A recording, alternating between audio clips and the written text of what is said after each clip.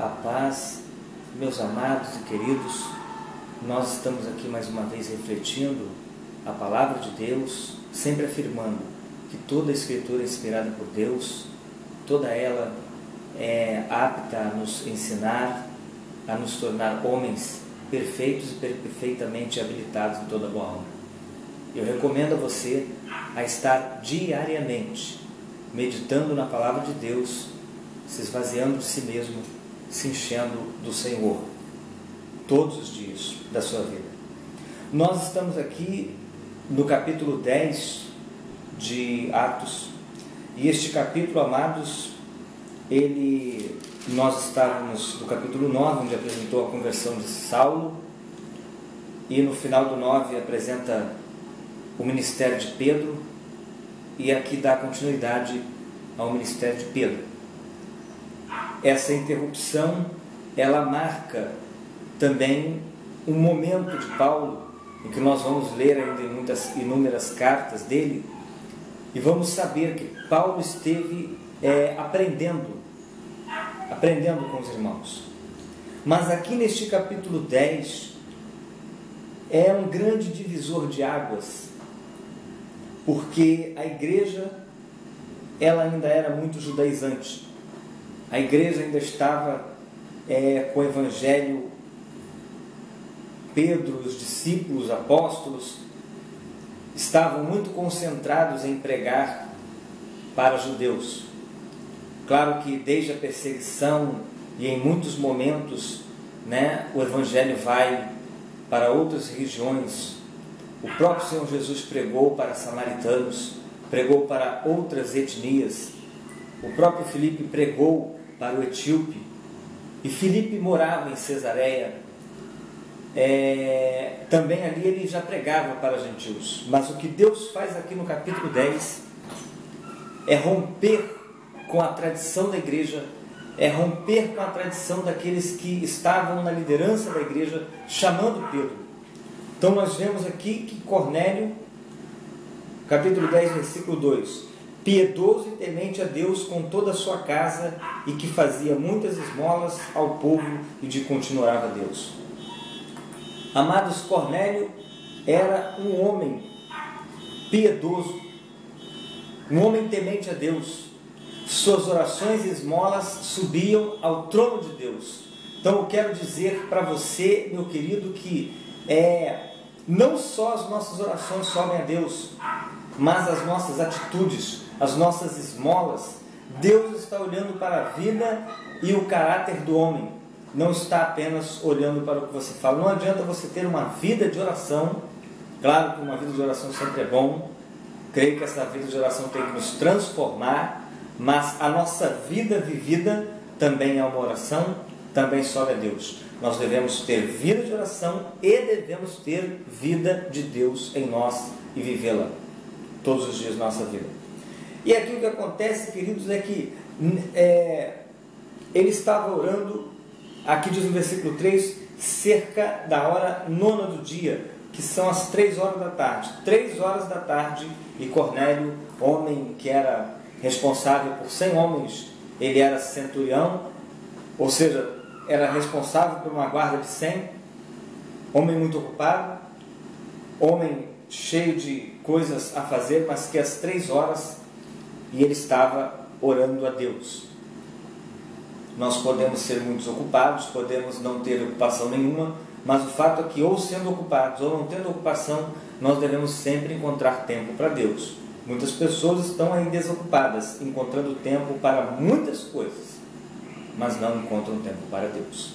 Que você possa, querido, que nós possamos olhar o exemplo de Cornélio e estarmos ocupados com Deus e com a sua obra. Então Pedro, queridos, aqui no versículo 9, também Pedro estava orando,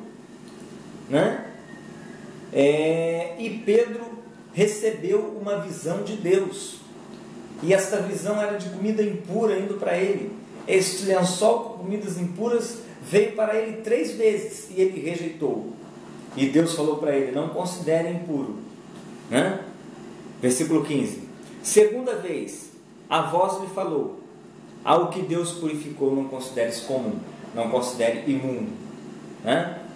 Cedeu isto por 3 vezes e logo aquele objeto foi recolhido no céu. Querido, Deus está falando aqui para Pedro. Pedro, eu estou te dando. Pedro, eu estou oferecendo para você. Se eu estou te oferecendo, então come. Não considere isso impuro, porque eu santifiquei.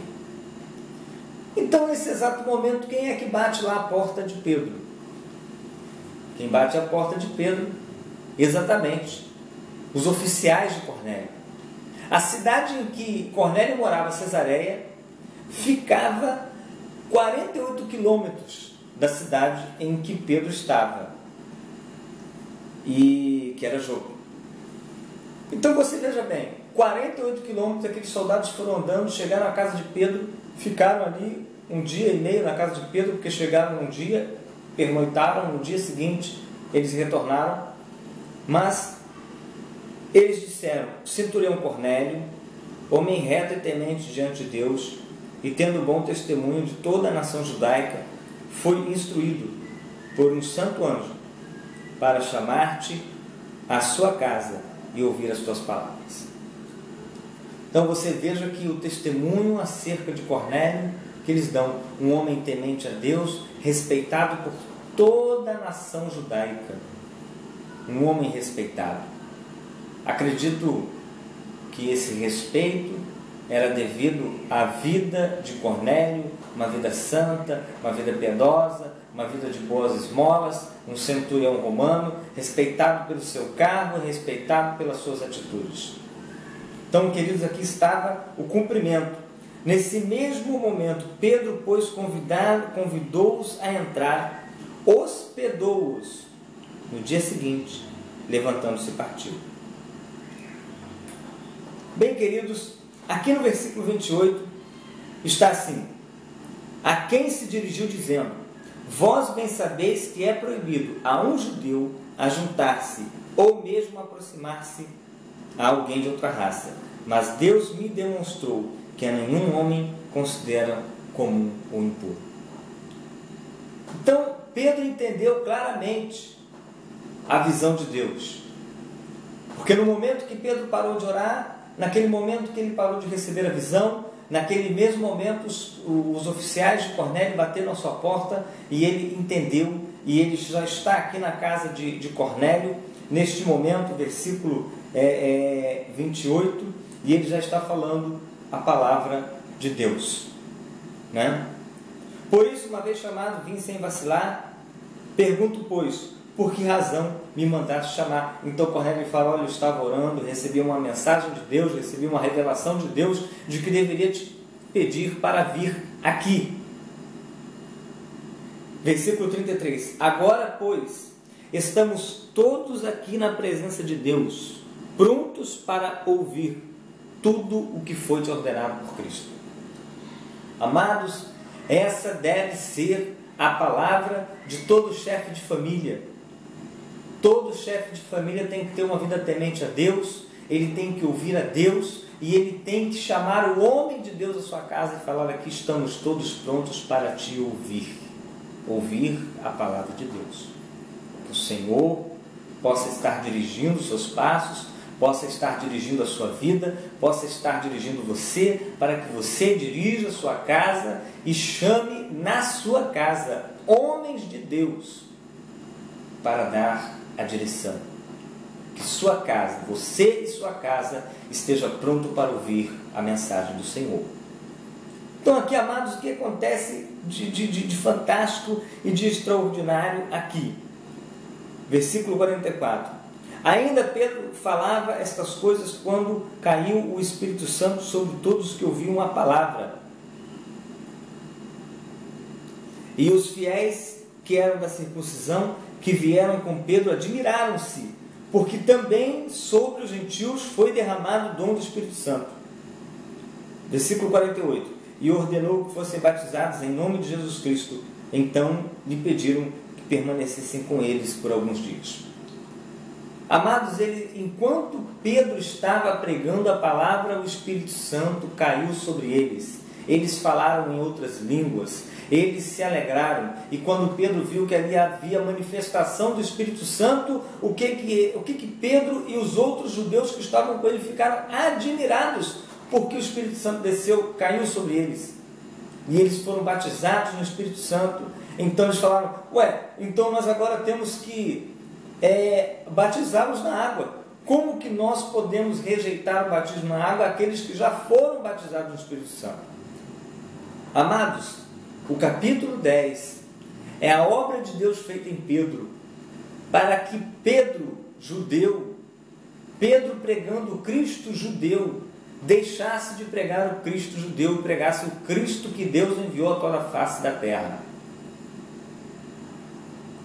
Filipe já morava em Cesareia, mas por que Deus não mandou Filipe pregar? Porque justamente Deus queria tratar Pedro e falar: Pedro, eu quero que você pregue. Pedro, eu quero que você leve esta palavra, porque eu quero justamente mostrar a você que todos os homens que andam sob a minha palavra, que são tementes a mim, que querem abrir o seu coração a mim, são dignos de serem salvos por este evangelho que você prega.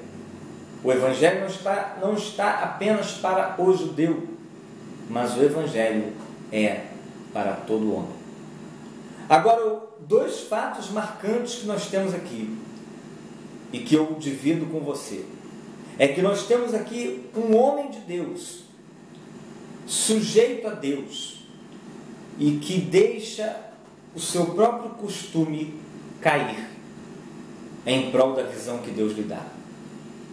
Um homem de Deus tem que estar de contínuo orando a Deus fervorosamente, para que os seus próprios costumes e hábitos não suplantem a visão que Deus tem para eles.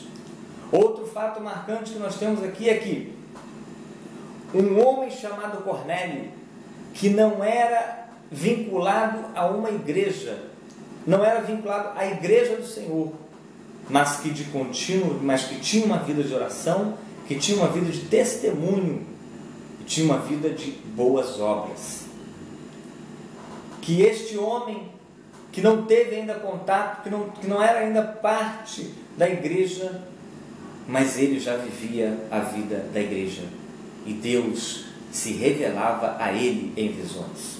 Que nós, amados, possamos todos estar sujeitos a esse tipo de vida, a uma vida ligada ao Senhor, em oração, em testemunho, para que Deus possa nos revelar a sua vontade cada dia, e que não estejamos presos às nossas limitações, mas que nós possamos nos render ao ilimitado poder de Deus. Que Deus possa constranger o seu coração para cada dia crer e crer mais nele. Amém.